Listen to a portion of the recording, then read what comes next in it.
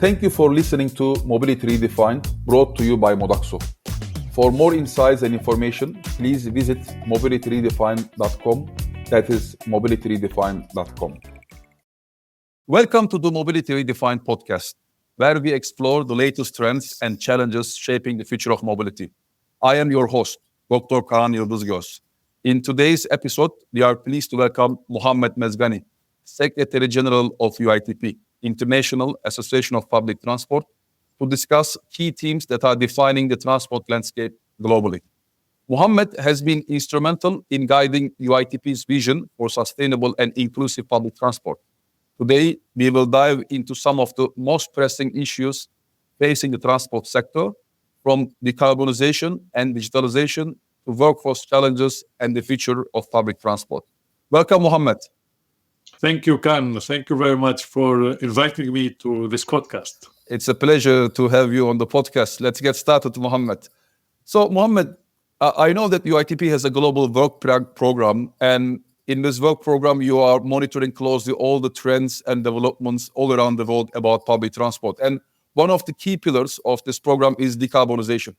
So decarbonization is an important topic in the world now, and governments worldwide are driving the transition to zero-emission fleets. Especially, we see some cases from China that's almost having around 400,000 electric buses today, or India, which is planning to introduce 50,000 electric buses for the next years. Mohamed, what do you see as the major challenges transport operators face in implementing these zero-emission vehicles while maintaining operational efficiency and customer satisfaction?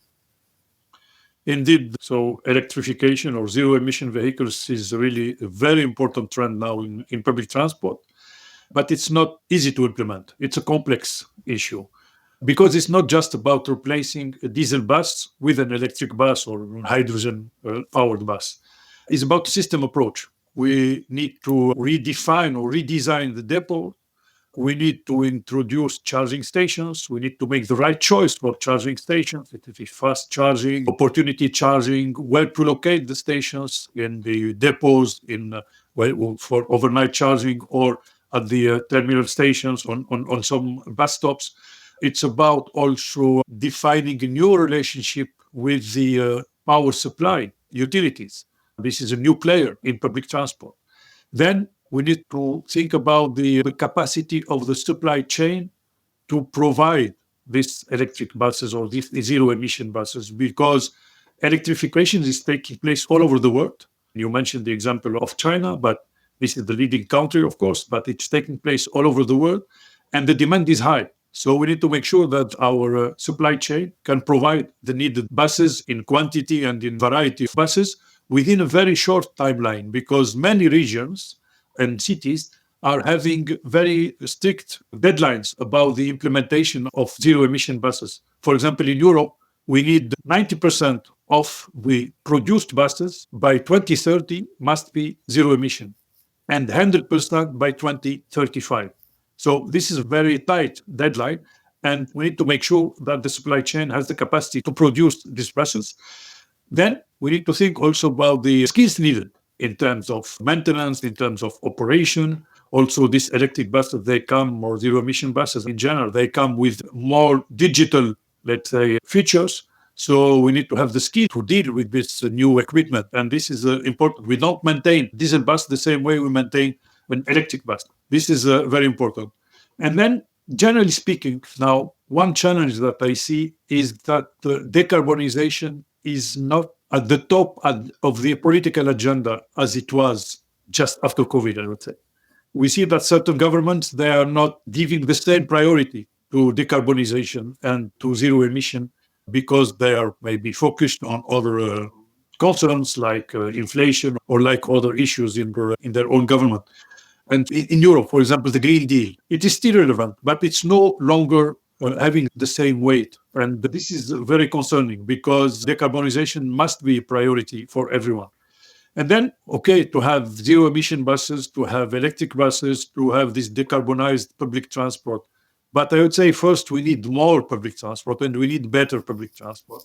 Because we all know we need to look at it from the perspective of passengers. If the bus is electric zero emission, but it's stuck in traffic, it will not attract more people in this bus.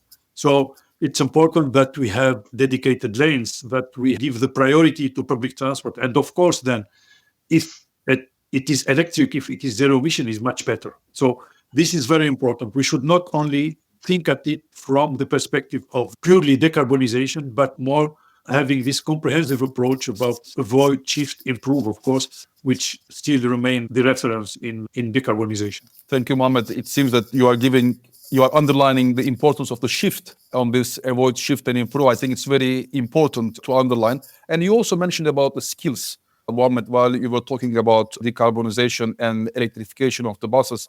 And public transport is one of the largest employers in the world with more than 13 million people. But especially after COVID, we are now facing some sort of, I don't know if it's right to call like a staff crisis in the industry. If I'm not wrong, in Europe, there is more than 100,000 bus and coach driver positions unfilled now. And how do you see that public transport could be attractive for the job seekers and how we can attract more talents in the sector? Indeed. So the public transport is a people-focused industry, of course. And everywhere in the world, we rely on the people who provide public transport to the citizens. And the availability of the right skills of the workforce, of course, is one challenge. So in UITP, we have taken this very seriously, and we have launched a working group, including public transport operators, public transport authorities, also national transport organization, to discuss and address recruitment and retention issues in public transport. And you rightly said, frontline positions are the hardest to fill, but there are also shortages in technical and engineering jobs, for example, in position also data analysts, like IT professionals. And these shortages are exacerbated by the aging population. This is important, by the retirement of a large proportion of employees, and also by the competition with other sectors, because when we talk about data analysts or IT professionals, we are competing with every sector. We have also the demand for green transport, which is on the increase, and this will make us need even larger workforce to continue to grow. And we have identified 6 recommendations that could increase staff retention and address the labor shortage. And not just about retention, it's also about attracting more people. First, we need to strengthen the human dimension in tenders. Means that when we make tenders to hire a new operator, for example, it's important that this human dimension is mentioned in the tenders. It is covered and it is made part of the evaluation. That's very important. Then the second is to improve the employee experience in order to make public transport sector of choice. We need to think about the working conditions. People are more and more demanding now for their working conditions. They demand flexible schedules, for example. They need to think about their career plans within the organization. So aspects like these ones are key to make public transport more attractive to people.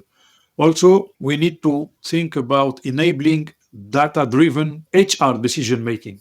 We need to collect more data to better understand turnover rates, for example, to better understand absenteeism, to understand gender differences as well when we speak about human resources. Then it's important also to empower the sector with a robust education, with a robust learning and training capacity. We speak about learning and development. So these are very strategic, because then we really anticipate the demand of the business to have always the right skills in the company. Also important to make authorities and regulators aware of the specificities and challenges of public transport. Working in public transport is not like working in a regular, let's say, public service. We need this issue of continuity of the service, which is very important in public transport. And now we see in some countries, they want to import more people from abroad to work in public transport because they are facing challenges at national level. And then the last point is about enhancing the positive contribution of the industrial relations, of the social dialogue between the unions and the management of the company. How we can work together when we integrate new technologies to make them accepted, to make more jobs more attractive for women. And on this last aspect, I think I would like to remind that public transport is a male-dominated industry, which is not reflecting the demographics of those using public transport. which are majority of women, generally speaking. So we need more women working in public transport, considering the expectations of women travelers as well. And this is an opportunity for public transport. It means that the potential is higher now if we consider involving women in public transport. It's a combination of different measures that we need to introduce if we want to address the challenge of the workforce in public transport. And having worked in this sector for many years, I can only invite the young people to join this sector. It's an amazing sector. And working in public transport, we feel how much we contribute to make our societies and our cities a better place to live in. And you mentioned about women in mobility, Mohamed, and then we know, for example, in France, 2/3 of the public transport riders are women. If you give us one example from your members, which is a good case implementing many of your suggestions, which of them you can be giving to us? I know we have many, but if you choose one. No, there is one who won recently an award, which is Istanbul Metro, the Women in Rail Award, for the success in attracting women and in making women grow and develop in the public transport company. This is one example I would like to mention. Thank you so much, Mohamed. And also one topic that's very much linked with the trends after pandemic is resilience. But when we talk about resilience, most of the time experts are talking it linked with, let's say, extreme weather events or climate change. But it's also important in terms of the resilience for funding, governance. And I would like to ask this question, linking it together with the free, fair public transport. That's a popular topic now. And I wonder, how do you think about the free, fair public transport, about these trends? And do you think that is it a sustainable model to help us to shift from cars to public transport? Yeah. Free, fair public transport, that's an important issue. And we have observed growing interest in this free, fair public transport in many cities. We have identified in UITP 180 cities which have some sort of free, fair component. But we have seen after COVID that this trend has really grown a lot for different, let's say, objectives. For some of them, it's to bring back passengers to public transport. For others, to provide policies to address increase in living costs, for example, in inflation. So we provide free, fair public transport to help people.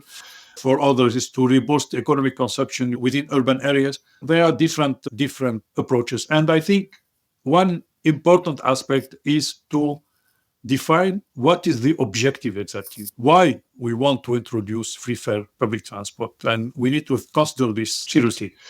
If it's to have a modal shift in favor of public transport, then we notice that it's more important to improve the quality of the service and to improve the quantity of the offer or the supply. So if we really want a modal shift, it's important that we have a better quality of service and the highest offer. And I would like to mention an example. There are many emblematic examples of free, fair public transport, Luxembourg or Dunkirk in France, for example. And what we notice is that for both these cities, the free, fair public transport was introduced together with an increase in the supply. Or in the case of Luxembourg, it was the introduction of the tramway system. And so we offered more frequent public transport and better public transport. And this explains why these systems have been very popular when they were introduced as free, fair public transport. If we take the city of Tallinn, for example, they had introduced free, fair public transport 10 years ago or 11 years ago. But it was cancelled in 2023. Now they decided to stop the experience.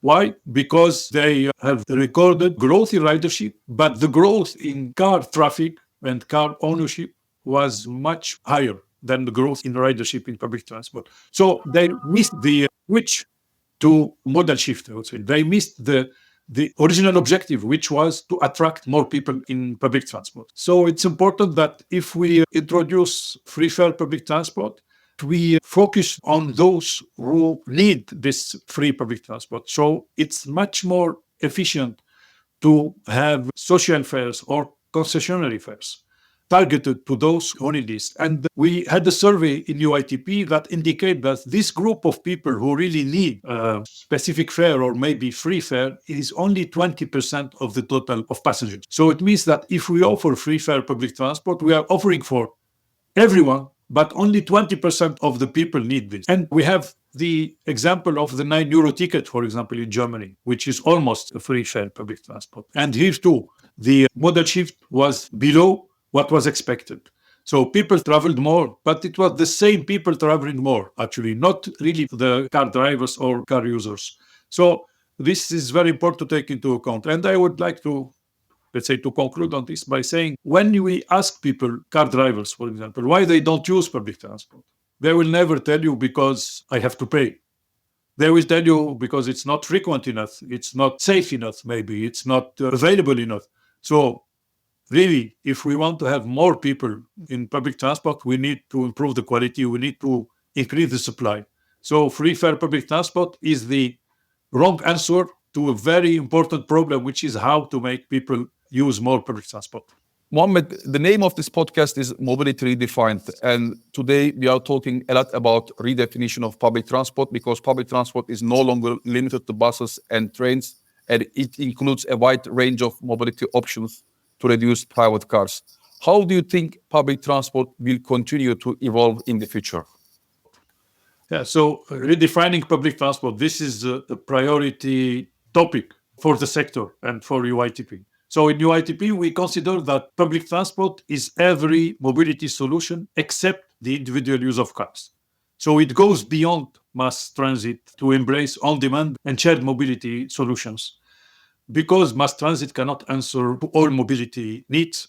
And we see how much cars also are damaging our cities. So the only alternative is to build an alliance between mass transit and shared mobility.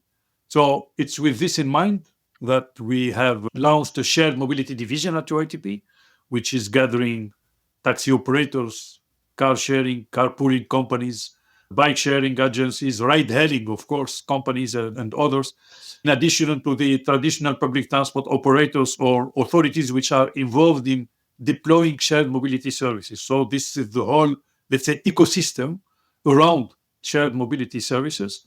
And it's only with this comprehensive approach to public transport that will avoid us to be invaded by cars in our cities, risking the collapse of our cities. So if we want to implement this, it needs to be reflected in the scope of transport authorities, of course. So we need integrated authorities embracing all mobility solutions like we see in Dubai, in Singapore, in London, or in others, but not just in big cities. We need to see it also in medium-sized cities. And then also, if we have all these modes combined, we need a tool which will make it easy for the people to use this combination of mobility solutions. So MaaS, of course, mobility as a service, could be very helpful as an integrated portal for all mobility services. Of course, there are some challenges about how to define the, let's say, the relationship between the different players, how to define the data sharing between the different players, etc. So this need to be solved, but this is not a technical issue. It's more an organizational one and institutional ones. And when we have this kind of approach of redefining public transport this way, we put the focus more on the people, on how these people will travel from A to B. We try to provide them with an optimal option to their mobility demand, and not just approach transport or mobility from the perspective of the infrastructure or the perspective of the vehicles. So that's very important. And if we think on the future, we'll have autonomous vehicles. And if these autonomous vehicles are well designed and used, they can serve this objective of providing shared mobility and public transport integrated together. But with the condition that these autonomous vehicles are deployed as shared and on-demand vehicles, complementing mass transit, and not used individually. This is very important. As you see, redefining public transport, technically, it's possible. The main challenge is the political decision, I would say, and the way we will organize it, and we will share responsibilities between the different players, and how we will share the road infrastructure between the different types of vehicles. Mohamed, UITP has a rich history, having organized the world's first transport congress in 1886. I wonder what has changed from this first congress to today, and maybe you can tell this also with giving reference to the plan of your next UITP summit that will be taking place in Hamburg next year. Yes, UITP organized this first congress in 1886, and in June 2025, next year, we will be organizing the 66th World Congress, which is now called the UITP Summit. And the first Congress took place in Berlin, so in Germany, in 1886. The next one, we will be back in Germany in 2025 in Hamburg. You may know also that UITP was established in 1885, and we will celebrate 140 years next year. And this is an important occasion, of course, to look back to what happened since then. I will not summarize 140 years, but when we look to technology, innovation is the very important challenge that happened over the last years. And it's changing the vehicles, the infrastructure, the way we interact with people also, and with the passenger, with the staff. Think about digitalisation, automation, and so on. Also, decarbonization, we have been talking about that earlier, is leading to a new energy mix in the public transport sector, and so on. So many changes. But what hasn't changed, I would say, or not enough, is the continuous battle to make public transport the preferred option in mobility policies. Also to make public transport the priority on our roads and the priority in funding choices. I had the opportunity to read some of the old reports of UITP congresses, and you see this is a continuous topic that you find every year in the UITP events. If we look to UITP Summit, one important change is that in 1886, UITP was the Association of European Tramways. So while now it's the global association of all public transport modes and all stakeholders. So this is a very important change. It means now we look at the different issues from different perspectives, not just from the perspective of tramways. And we look at it also from the perspective of different regions of the world, different maturities of public transport systems. And this, of course, gives a lot of credibility to UITP and put UITP really as a reference for public transport worldwide and for everyone involved in the sector. Now, regarding the topics that we'll cover in 2025 summit in Hamburg, we organize them according to 5 main tracks. First one, we call it driving policies to net zero, or let's say net zero cities, net zero mobility. And here it's really about decarbonization, about reducing emissions, deploying new sustainable public transport models in terms of governance, in terms of financing, in terms of pricing, because it's not just about reducing the emissions, it's also how we organize ourselves to achieve this. Then the second track is about operating according to local needs. So public transport is becoming more and more a global sector, but it has to take into consideration the local needs, of course. It's from demand management and maintenance to deploying services to also have the right local solutions adapted to the local context and tailor-made to the needs of the city. So this is more about operations, I would say, and service definition. And then third track is about sustainable mobility as a lifestyle and about how demand transport, mobility as a service, multimodality, active mobility, etc., how to make our public transport system and mobility solutions more tailor-made to the need of people. Really considering people as the center for whom we define our mobility solutions and considering their expectations. And then speaking about people as well is the focus on people and communities. It's about how the values, the needs, and the well-being of passengers and employees are impacting the way we define and we deploy public transport. So here we'll talk about the workforce management, about diversity and inclusion, about safety, about affordability, and so on. And then the last track is about aligning mobility planning with the Sustainable Development Goals. So this is about sustainability. You know that public transport contributes directly to 14 of the 17 United Nations Sustainable Development Goals. And so we would like to showcase this. We'd like to show how public transport can play a leading role in contributing to more resilient and adaptable cities for everyone. And here, of course, resilience will be covered, resilience of infrastructure. Also, we'll speak about intermodal hubs, we'll speak about urban planning and public spaces and ongoing adaptation to climate change. So these topics will be reflected at the Congress program, but also in our exhibition, which will be the biggest ever since 1886. So I would like to invite the listeners of this podcast to mark their calendar, 15 to 18 of June, in Hamburg, in Germany, for the UITP Summit. And Hamburg is certainly one of the most beautiful cities in Europe. Perfect. It is a good public transport system as well. And then I'm sure that the summit next year will be a great event. Mohamed, thank you for sharing your valuable insights.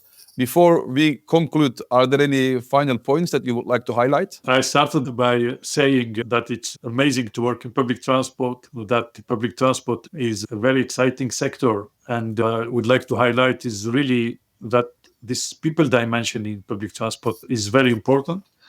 And whatever we develop, whatever we design, whatever we deploy in public transport needs to be people focused. And that's the only way we can achieve these sustainable development goals. And also, to conclude, I would like to thank you, Kaan, for offering me this opportunity. I'm very happy to have the opportunity to talk in your podcast, and wish you long life to this podcast. Thank you. Thank you so much, Mohamed. It has been a pleasure having you on the podcast.